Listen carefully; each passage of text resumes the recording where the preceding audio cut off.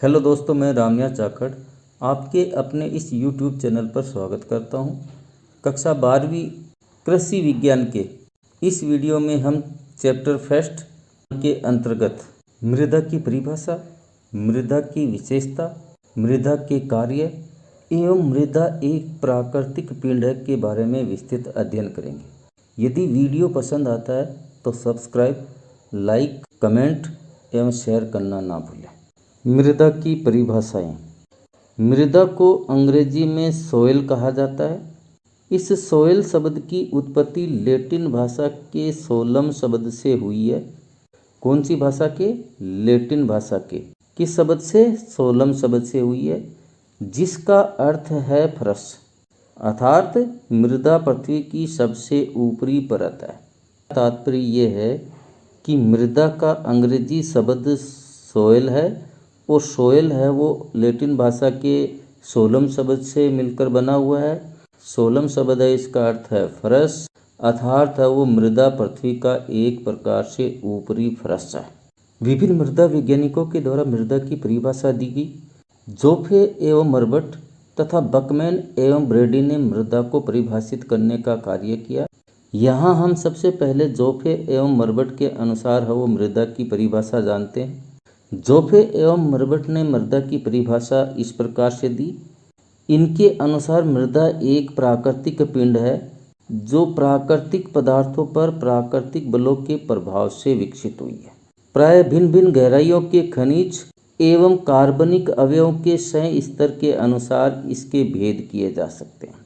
ये संय स्तर अपने नीचे स्थित पैतृक पदार्थों से आकारिकी, भौतिक गुण, बनावट, रासायनिक गुण, संगठन एवं जैविक लक्षणों के अंदर विभिन्नता रखते हैं। जोफे एवं मर्बट के अनुसार मृदा है वो एक प्राकृतिक पिंड है, नेचुरल बॉडी है, जिसका विकास प्राकृतिक पदार्थों पर प्राकृतिक बलों के प्रभाव से हुआ है तथा मृदा में पाए जाने वाले खनिज एवं कार्बनिक अवयव के आधार पर मृदा में अंतर किया जा सकता है।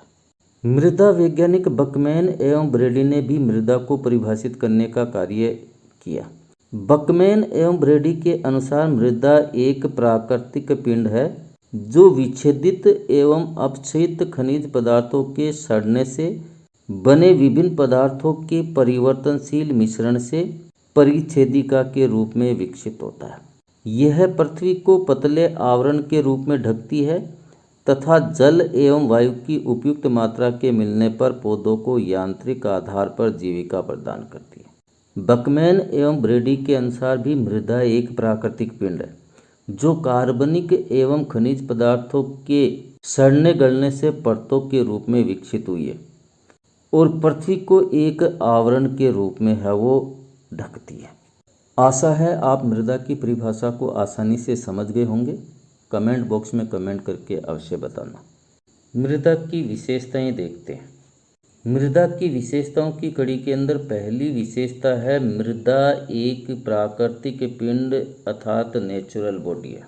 जोफे एवं मर्बट तथा बकमैन एवं ब्रेडी के द्वारा दी गई परिभाषाओं के अंतर्गत अभी हमने जाना ही है कि मृदा एक प्राकृतिक पिंड है जिसका निर्माण प्राकृतिक रूप से हुआ है।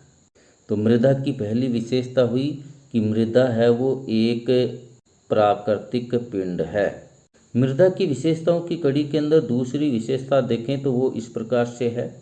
मृदा विभिन्न संय स्तरों में विभाजित होती है तथा पदार्थों के स्थानांतरण एवं संचयन के कारण मृदा में विभिन्न परतें होती हैं। मृदा की विशेषताओं की कड़ी के अंदर तीसरी विशेषता है वो इस प्रकार से। मृदा में विभिन्न पदार्थों एवं जलवायु संबंधी कारकों के कारण आकारिकी, रासायनिक एवं जैविक अंतर पाया जाता है। मृदा विभिन्न पदार्थों के संचयन का काम करती है। मृदा को विभिन्न जलवायु कारक प्रभावित करते हैं, इसलिए जो संचित जो पदार्थ हैं वह जलवायु संबंधी जो कारक है, इन कारकों के कारण मृदा की आकारिकी, रासायनिक एवं जैविक गुणों के अंदर है वो विभिन्नता आती है। मृदा की चौथी विशेषता है वो इस प्रकार से है। मृदा भूपर्पट्टी एवं वायुमंडल के मध्य आंतरिक सतह होती है। मृदा की विशेषताओं के अंतर्गत हमने जाना कि मृदा एक प्राकृतिक पिंड अर्थात नेचुरल बॉडी है। विभिन्न प्रकार की मृदा है वो 6 स्तरों में विभाजित होती है। जलवायु संबंधी जो कारक हैं उन कारकों के कारण से मृदा की जो आकारिकी है, रासायनिक गुण है, जैविक गुण है, उनमें अंतर आते हैं।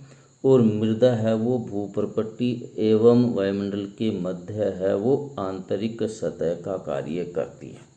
मृदा की परिभाषा एवं मृदा की विशेषता देखने के बाद में, समझने के बाद में मृदा के कार्य देखते हैं। मृदा के अनेक कार्य हैं। इन कार्यों में से पहला जो कार्य है वो इस प्रकार से है।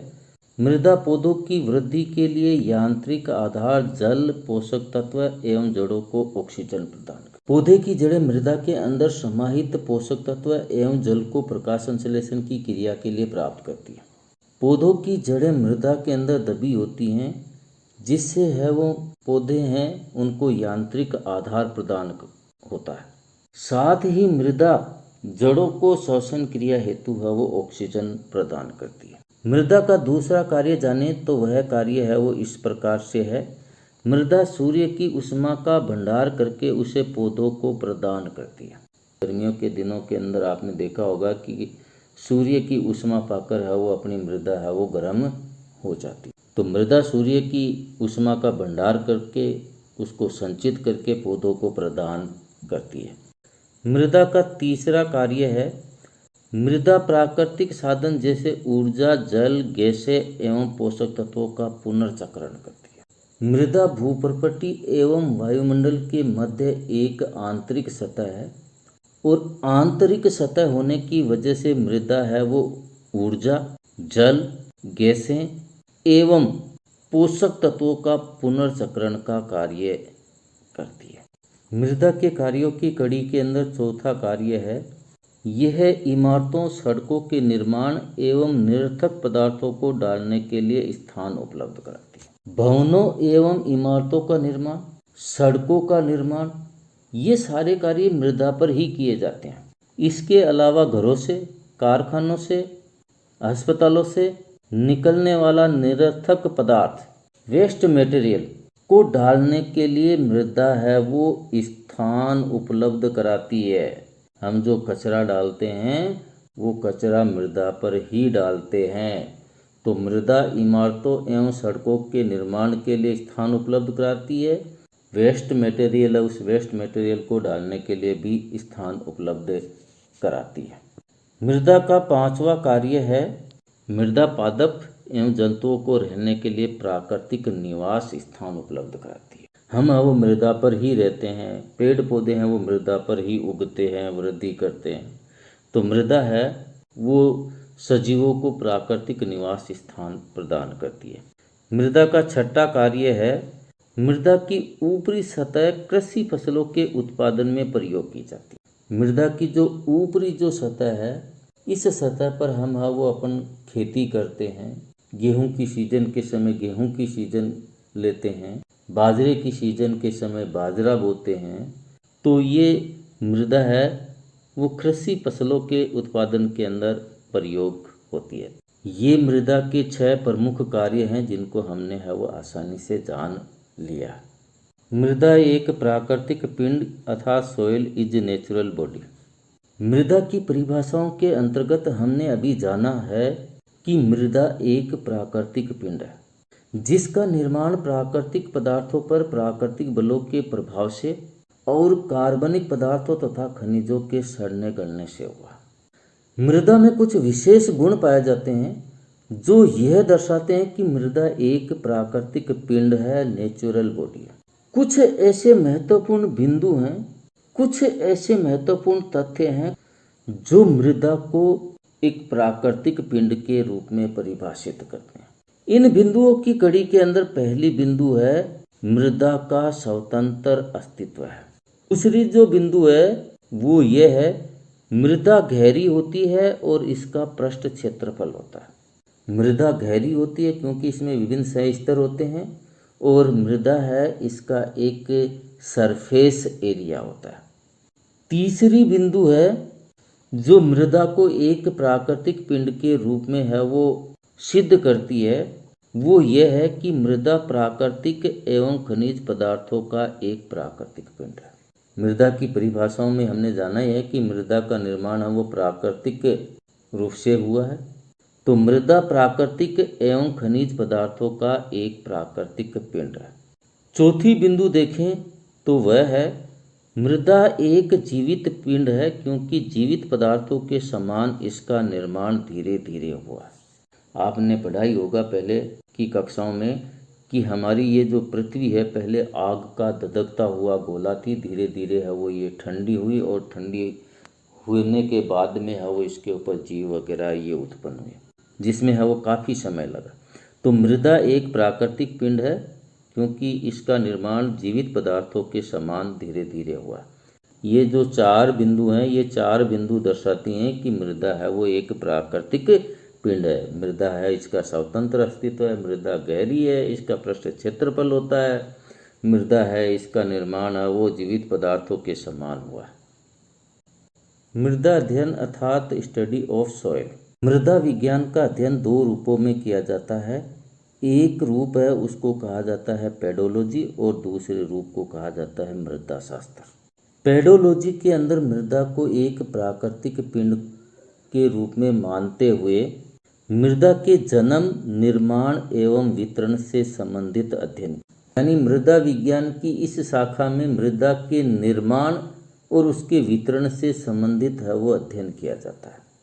मृदा विज्ञान की दूसरी शाखा है मृदा शास्त्र, जिसे एडेफालॉजी कहा जाता है। मृदा विज्ञान की इस शाखा के अंदर मृदा का अध्ययन उच्च पादप समुदाय के दृष्टिकोण से किया जाता है। कहने का तात्पर्य है कि मृदा है उसका अध्ययन इन 2 बुकों के अंदर किया जाता है, एक तो पेडोलॉजी के अंदर और एक मृदा शास्त्र के अंदर। पेडोलॉजी के अंदर मृदा है उसको प्राकृतिक पिंड मानते हुए मृदा के जन्म, निर्माण एवं वितरण से संबंधित अध्ययन का कार्य किया जाता है। इसी प्रकार से एडेफालॉजी यानी मृदा शास्त्र में मृदा का उच्च अध्ययन पादप समुदाय के दृष्टिकोण से किया जाता है। आज के वीडियो में बस इतना ही। आशा है आपको ये वीडियो पसंद आया होगा। यदि इसी प्रकार के वीडियो चाहिए तो चैनल को सब्सक्राइब, लाइक एवं कमेंट अवश्य करें।